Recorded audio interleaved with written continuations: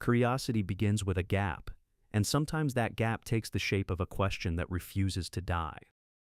Here stands one that has haunted believers for 2 millennia. If Jesus was truly God, why does Scripture show him praying? Consider for a moment the logical implications. To whom exactly were those words directed in the lonely hours before dawn? Was this God communing with God? The question reveals more than its answer ever could, for once one begins pulling at this thread, the entire fabric of Christian doctrine begins to unravel in the most revealing way. This apparent contradiction represents neither theological oversight nor divine mystery, but rather a carefully constructed paradox designed not to be solved, but to keep the human mind trapped in an endless loop of circular reasoning. What emerges upon examination is a mechanism of extraordinary sophistication. Was this a man speaking to the divine within himself? Or was it, more plainly, the invention of a paradox designed not to be solved but to keep believers circling forever, like intellectual prisoners in a cage of their own construction? Christianity has elevated this contradiction into its central mystery.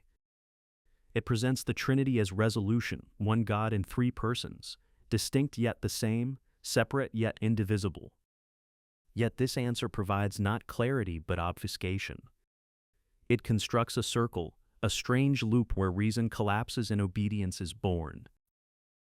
Believers are asked to hold the impossible in their minds, not as error but as holiness, to admire contradiction, as though it were proof of profundity rather than evidence of logical breakdown. The psychological effect proves more significant than any theological implication. These conditions surrender rather than understanding. It trains the mind to bow before confusion and to mistake bewilderment for faith. Such conditioning represents not accident, but deliberate design. Examine the scene in Gethsemane more closely. Jesus, fully divine according to established doctrine, kneels in the garden, his face pressed to the ground, his voice trembling in the night. "Father, take this cup from me." Yet if he possessed foreknowledge of the script, his suffering, his death, his resurrection, what logical sense exists in this prayer?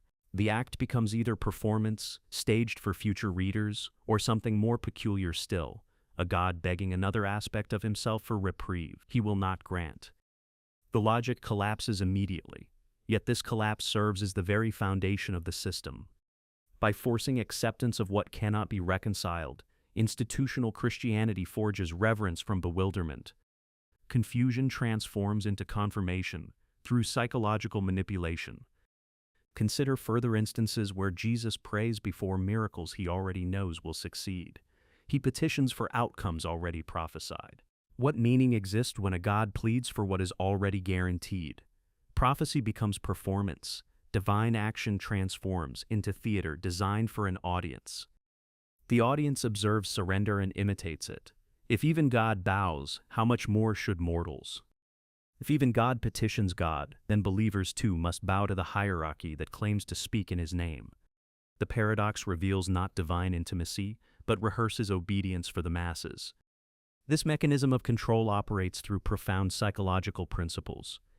Every empire built on belief understands that confusion serves as a powerful instrument of dominance. When people cannot resolve what they are told, they learn instead to trust those who claim to hold the answers.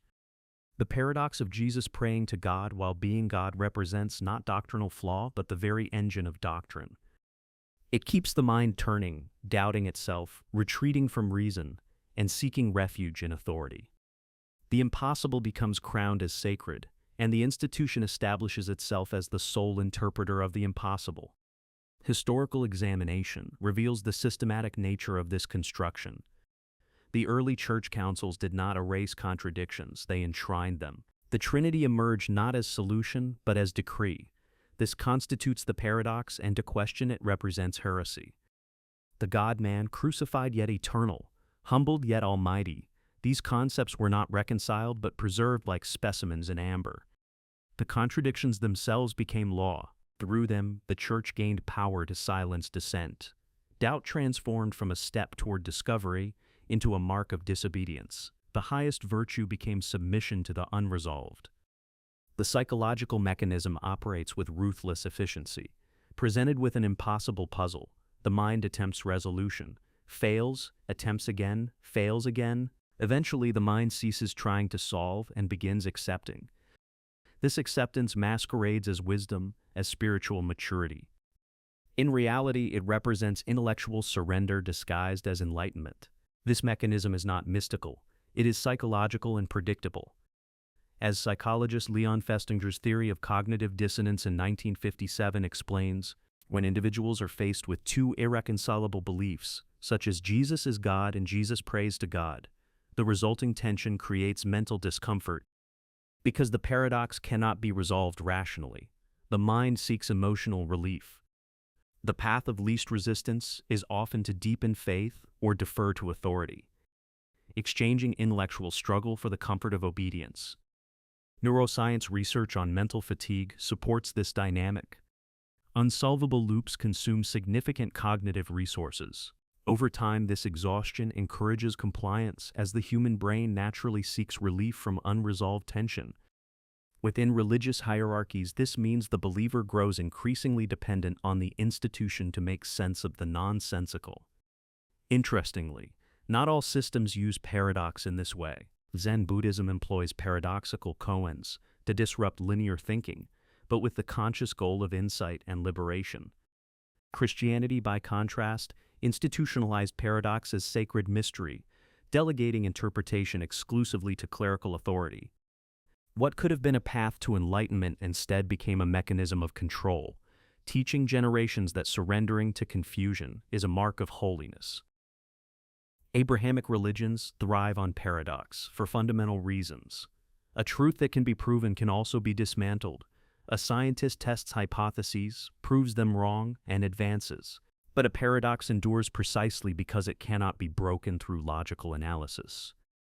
Unable to solve it, minds circle it endlessly, returning again and again, rehearsing their helplessness until helplessness itself assumes the quality of devotion. While consciousness orbits the paradox like a trapped satellite, power constructs its throne. Mental fatigue breeds compliance. This creates intellectual quicksand. The more one struggles with the contradiction, the deeper one sinks. The institution requires not resolution of the mystery, but exhaustion from the attempt. It demands the abandonment of critical thinking in favor of obedient thinking. Paradox becomes perfect camouflage. While believers wrestle with riddles, possessing no solution, institutions proceed with the actual work of consolidating power. Wealth accumulates, hierarchies solidify. Authority sanctifies itself. The unanswerable question provides ideal distraction. It redirects thought inward, away from injustice, away from exploitation, away from the mechanical operations of control. Believers learn to meditate on mystery, rather than confront the structures that benefit from their meditation. While they ponder the Trinity, institutions build cathedrals and amass fortunes. The trap reveals itself in its simplicity. If Jesus is God, who was he praying to? The question itself constitutes the snare. It cannot be resolved, yet it can be endlessly discussed, endlessly pondered, endlessly deferred. While it loops through consciousness like a broken record, it fulfills its function, absorbing attention, sanctifying confusion, maintaining obedience. This represents not holy mystery, but calculated strategy. A strategy so effective that 2 millennia later, billions still kneel before it. The genius lies in its elegant simplicity. Create a contradiction so fundamental that questioning it feels equivalent to questioning existence itself. Make the paradox so central to identity that rejecting it means rejecting one's entire worldview. Then position the institution as the sole authority, capable of navigating the impossible. The dynamic resembles selling someone a map to a non-existent destination, then charging them perpetually for the privilege of remaining lost.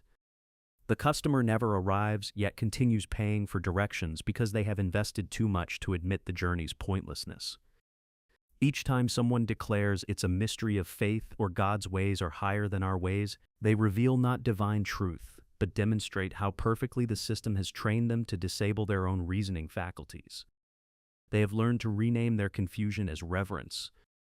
Yet another possibility exists. One can perceive the paradox for what it actually represents, not divine riddle, but human construction. a sophisticated, deliberate human construction designed to short-circuit critical thinking. Recognition that the loop possesses structural, rather than sacred properties liberates consciousness. Once one perceives the frame, one is no longer trapped within the picture. One can step back, observe the mechanics of confusion, and choose not to participate in its orbit.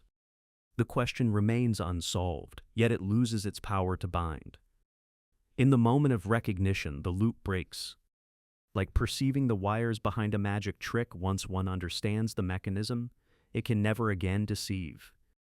If Jesus was God, who was he praying to? Perhaps he was praying to himself, because the narrative required it. Perhaps the story itself required a paradox, because paradox proves endless, and endlessness provides the surest method to sustain belief without ever requiring proof of truth. Once one recognizes this mechanism, the paradox dissolves like sugar in water. What remains is not divine mystery, but the unveiling of power. In that unveiling, confusion yields to clarity, obedience loosens its grip, and freedom steps quietly into the room. The question designed to trap becomes the key that liberates. Recognition transforms the tool of control into an instrument of awakening. To those who have journeyed through this examination to its conclusion, my profound gratitude extends beyond mere courtesy. It reflects genuine appreciation for minds willing to confront uncomfortable truths. Thank you for your time, your attention, and your intellectual courage in following this thread wherever it has led. Your willingness to question represents something increasingly rare in a world designed to reward conformity over curiosity. If this exploration has illuminated previously unseen mechanisms of control, if it has revealed the architecture behind the mystery, then I invite you to subscribe to this channel and join our community of critical inquiry. Together, we shall continue dismantling the structures of deception, one carefully constructed paradox at a time. The greatest rebellion against systems built on confusion is the cultivation of clarity itself. Think freely, question deeply, and never mistake bewilderment for enlightenment.